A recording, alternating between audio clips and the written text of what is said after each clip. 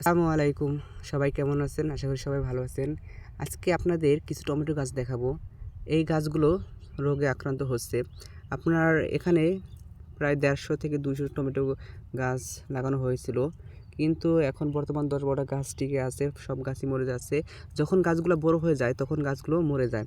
আপনারা এই একটা টমেটো গাছ দেখুন, এটা কিন্তু ফল এসে গেছে। কিন্তু গাছের অবস্থা কি? সতেজ নাই, মরে যাচ্ছে। এরকম প্রায় গাছের একই অবস্থা।